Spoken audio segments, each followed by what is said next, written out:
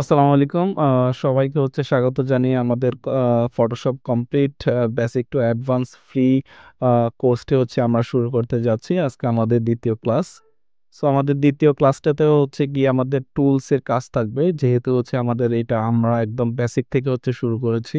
সুতরাং নতুন যারা আছেন তারা টুলস এর সাথে ভালোভাবে ইন্ট্রোডিউস হওয়াটা খুবই ইম্পর্টেন্ট। দ্যাটস ওয়াই আমি স্টেপ বাই স্টেপ টুলস গুলার সাথে ফার্স্টে ইন্ট্রোডাকশন করে দেন আমরা আস্তে আস্তে ডিজাইনের দিকে যাব।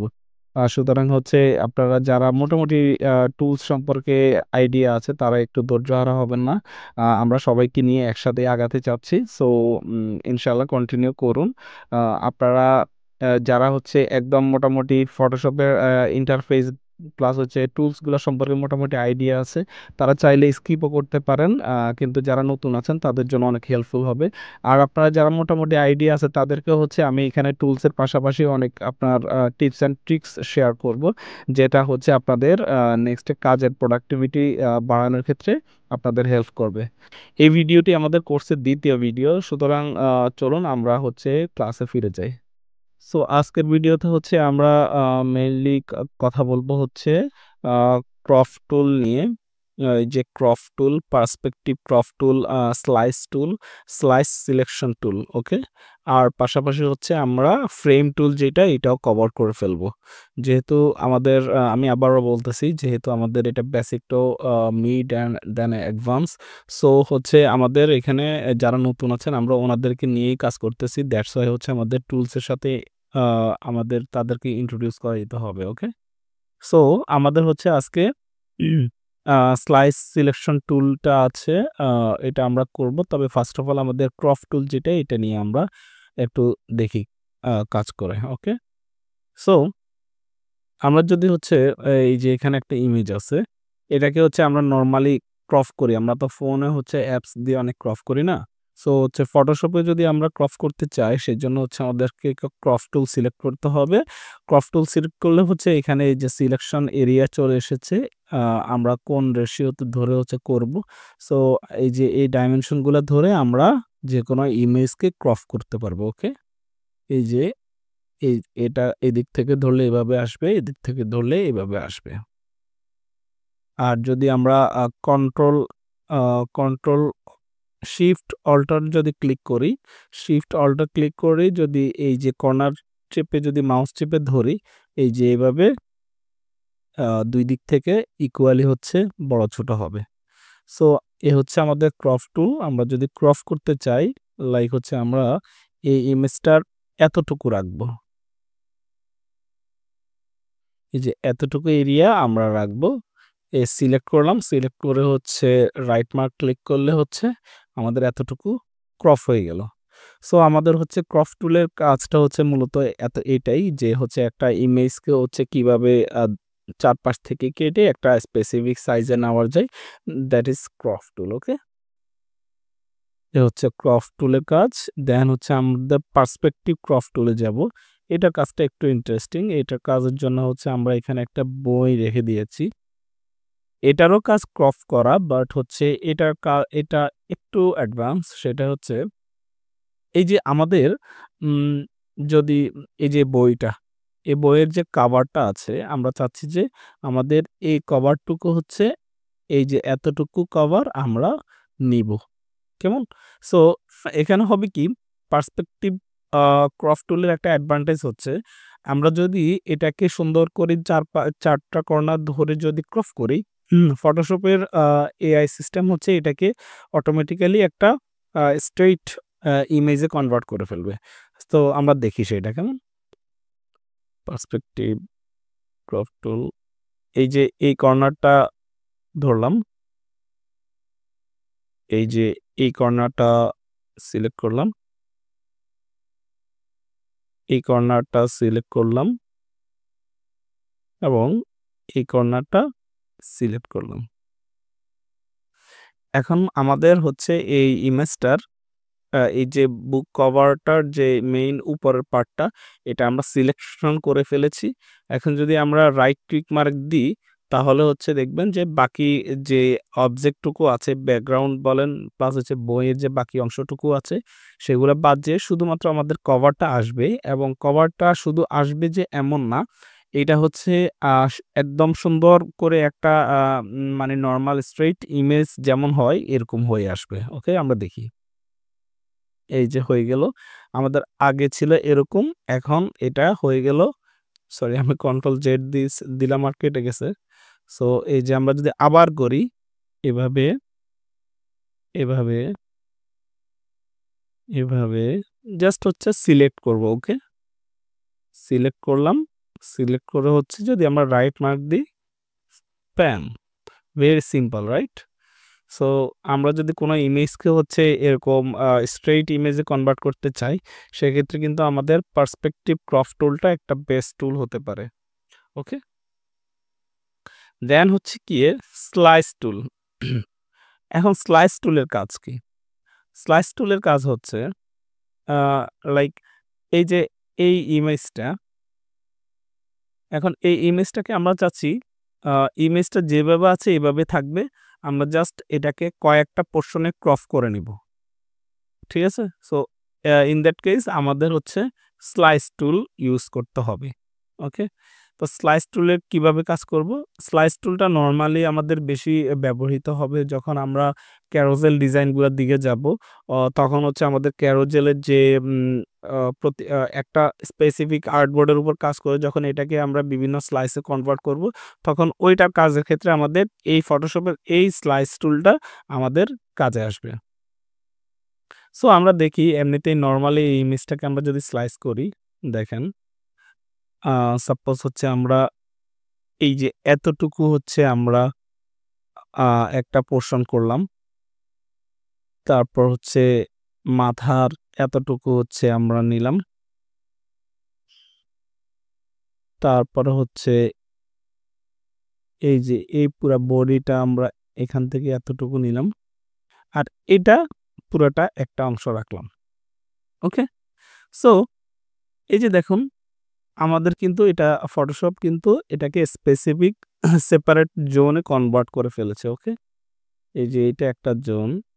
এই যে এখানে দেখাচ্ছে এই যে 1, 2, 3 আর বাকিটুকু হচ্ছে 4th পার্ট। ঠিক আছে? সো এই হচ্ছে বিষয়। এখন যদি আমরা এটাকে সেভ দিই, এখন এখানে সেভ দিতে গেলে কিভাবে আমরা সেভ দিব? ওকে? এখানে হচ্ছে ফাইল, ফাইলে হচ্ছে এই যে সেভ যদি আমরা দিই তাহলে এটা নরমালি স্লাইস হয়ে এটা সেভ হবে না। এটা সেভ করার জন্য এটাকে আ সেভ এক্সপোর্ট দিতে হবে। এক্সপোর্ট থেকে আ সেভ ফর ওয়েব লিগেসি দিতে হবে। ওকে? সেভ ফর ওয়েব লিগেসি দিলাম। এই যে আমাদেরকে এখানে দেখাচ্ছে আমাদের যে স্লাইস করা ইমেজগুলা। সো এটা দেওয়ার পরে এই যে ইন্টারফেসটা আসবে, এই ইন্টারফেসে হচ্ছে আমরা জাস্ট সেভ দিয়ে দিব। ওকে? সেভ দিলে হচ্ছে আমাদের লোকেশন চাইবে।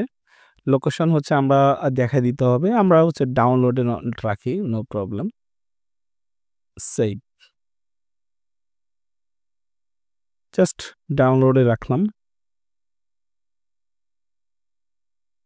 ডাউনলোডে যদি যাই, এই যে আমাদের এখানে একটা ইমেজেস নামে একটা ফোল্ডার ক্রিয়েট হয়েছে। আমরা যদি এখানে যাই, এই যে দেখেন আমাদের একটা ইমেজ ছিল। এই জাস্ট এটা একটা ইমেজ ছিল। এটাকে আমাদের দেখানো মেজারমেন্ট অনুযায়ী ফটোশপ এটাকে ক্রপ করে দিয়েছে। সো এই হচ্ছে আ স্লাইস টুলের কাজ। তো স্লাইস টুলের কাজ আই হোপ আপনারা মোটামুটি বুঝেছেন। এখন হচ্ছে স্লাইস সিলেকশন টুল। স্লাইস সিলেকশন টুল হচ্ছে এই যে আমরা যে এই ইমেজটাকে স্লাইস করার জন্য যে স্পেসিফিক এরিয়া সিলেকশন করে দিয়েছি, এই এগুলা কিন্তু একেকটা আর্টবোর্ড হয়ে গেল, রাইট? সো এই যে আর্টবোর্ডগুলা এগুলা কিন্তু আমরা সিলেক্ট করতে পারব না। দেখেন আমরা যদি ধরি আমাদের ইমেজটা মুভ হয়। কিন্তু সিলেক্টেড আর্টবোর্ডগুলা যেগুলো আমরা স্লাইস করার জন্য নিয়েছিলাম এটা কিন্তু মুভ হয় না। তো এগুলাকে হচ্ছে সিলেক্ট করার জন্য, এগুলাকে ফার্দার আমরা যদি মানে এডিট করার জন্যই হচ্ছে আমাদের স্লাইস সিলেকশন টুলটা তৈরি হয়েছে। ওকে? সো স্লাইস সিলেকশন টুলে আ আমাদের হচ্ছে এখানে এবার কিন্তু আমরা স্লাইস সিলেকশন টুল, এবার হচ্ছে এই যে আমরা এগুলা নাড়াচাড়া করতে পারতেছি। এই যে এটাকে এদিকে নিলাম। কি ব্যাপার?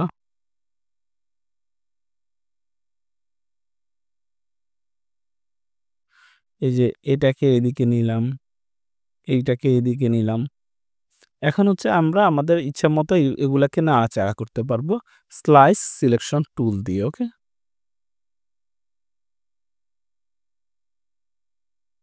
এই।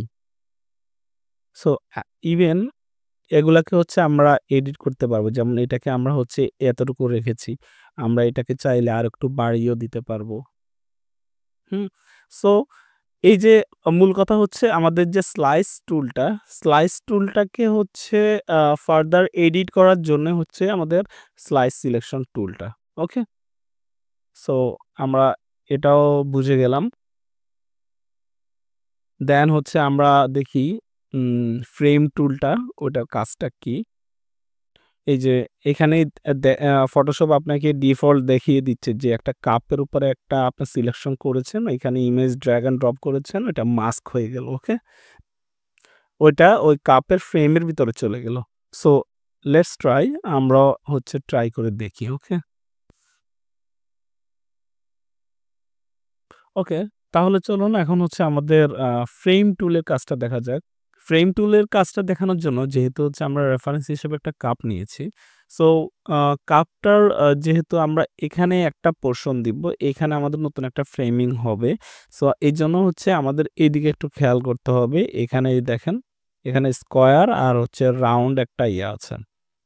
ওকে? আইকন আছে। সো আমাদের রাউন্ড কোনো কিছু নেওয়ার জন্য আমাদের রাউন্ডটায় সিলেকশন মোডটা সিলেক্ট করতে হবে। এখন হচ্ছে এই যে এই কাপটা যদি আমরা কন্ট্রোল জে দিয়ে কপি করার জন্য কন্ট্রোল জে। ওকে? শর্টকাট। অথবা হচ্ছে আপনারা এই যে এখান থেকে টেনে আনলে এই প্লাস আইকনে ক্লিক করলে হচ্ছে হয়ে যাবে। এবার এই যে উপরের পার্টটা লেয়ারটাকে ধরে হচ্ছে আমরা এই যে ফ্রেম টুল মোডে গিয়ে এই যে এটা যদি স্কয়ার থাকে এটাকে রাউন্ড করে দিবেন। এই যে সরি, এই এটাকে এভাবে সাইজটা ঠিক করে নিবেন।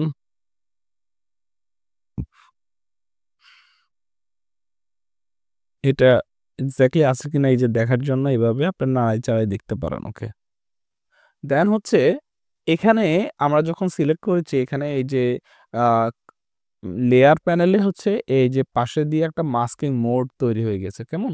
মাস্কিং হচ্ছে এই যে আপনি যে আ পুরা কাপটা আছে, কাপের ভিতরে যে চা আছে, এই চায়ের জায়গাটাই যদি আপনি যদি অন্য কোনো একটা অবজেক্ট আপনি যদি এখানে দিতে চান। ফর এক্সাম্পল হচ্ছে আমরা এখানে একটা আ সি ভিউ দিতে চাচ্ছি। ম্যানিপুলেশন পারপাস আমরা এখানে একটা সি ভিউ দিলাম। এই যে দেখেন, জাস্ট হচ্ছে আমি এখানে ড্রাগ অ্যান্ড ড্রপ করে দিলাম, এটা হয়ে গেল। তো এটা আপনি চাইলে আবার অ্যাডজাস্টও করতে পারেন। এই যে এটা অ্যাডজাস্ট করতে পারেন। এটাকে পার্সপেক্টিভ ওয়াইজ হচ্ছে আপনি এরকম করতে পারেন। এই যে এটাকে কন্ট্রোল ধরে যদি এই যে এভাবে করলে এগুলা পার্সপেক্টিভ চেঞ্জ হবে। ওকে? এরপরে হচ্ছে আপনি এই ফ্রেমটা ধরে আপনি যদি চান যে কাপের হচ্ছে কোন অংশটাতে স্পেসিফিক এরিয়াটা আপনার থাকবে, তাও আপনি হচ্ছে এখান থেকে ধরে, ধরে এডিট করতে পারবেন। ঠিক আছে? এই। ওকে? সো এভাবে হচ্ছে আমাদের ফ্রেম টুলটা দিয়ে আমরা কাজগুলা করতে পারবো। যদি এগুলা হচ্ছে আপনি পেন টুল দিয়ে আরো সুন্দরভাবে করে ফেলতে পারেন। তাও যেহেতু এখানে টুলসটা আছে ভাবলাম আপনাদেরকে ইন্ট্রোডিউস করাই দিই। সো আজকে হচ্ছে আমাদের ভিডিওতে আমি চিন্তা করেছি যেহেতু অনেকগুলা টুলস একসাথে দেখালে ভিডিওগুলা অনেক লেন্থি হয়ে যায়। সো এখন হচ্ছে আমাদের ধৈর্য শক্তি এত বেশি থাকে না যে একটা ভিডিও ৩০-৪০ মিনিট ১ ঘন্টা দেখব। দ্যাটস ওয়াই হচ্ছে আমি ভিডিওগুলাকে চাচ্ছি যতটা শর্ট করে হচ্ছে করা যায়। আ আর হচ্ছে উম প্রতিটা ভিডিওতে যত কম বেশি টুলস দেখানো যাবে ওই ভিডিওটার ডিউরেশন অত কম হবে। সো আমি হচ্ছে আ এই ভিডিওতে আপনাকে আ ক্রপ টুল, ক্রপ টুলের ভিতরে হচ্ছে crop tool, perspective crop tool, slice selection টুল এবং পাশাপাশি ফ্রেম টুলটার কাজটা হচ্ছে আমি দেখিয়ে দেওয়ার চেষ্টা করেছি। সো আশা করতেছি আপনাদের ভিডিওটা ভালো লেগেছে। আর হচ্ছে এই ভিডিওর থেকে আপনাদের যে ২ টা টুলস এর কাজ দেখানো হয়েছে ইন ডিটেইলস ওই কাজটা হচ্ছে আই হোপ আপনারা বুঝেছেন। যদি কোথাও বুঝতে অসুবিধা হয় আপনি হচ্ছে আমাকে কমেন্ট বক্সে হচ্ছে জানাবেন। আমি ইনশাআল্লাহ আপনাদেরকে রিপ্লাই দেওয়ার চেষ্টা করব। আর হচ্ছে সাবস্ক্রাইব করে রাখবেন। আমি ফিউচারে স্টেপ বাই স্টেপ ভিডিওগুলা দিতে থাকবো। আ যাতে করে হচ্ছে আপনি আ ফটোশপের এই যে বেসিক টু অ্যাডভান্স লার্নিং এর এই যে যাত্রাটা আপনার তানজিদ শাকিল জিএফএক্স এর সাথে হয়। আমিও সেটাই এক্সপেক্ট করতেছি। আর আপনাদেরকে আরো ভালো কিছু দেওয়ার চেষ্টা করে যাচ্ছি। সো আ আমার জন্য দোয়া করবেন আর হচ্ছে চ্যানেলটা সাবস্ক্রাইব করে রাখবেন। ভিডিওটি দেখার জন্য অসংখ্য ধন্যবাদ। আসসালামু আলাইকুম।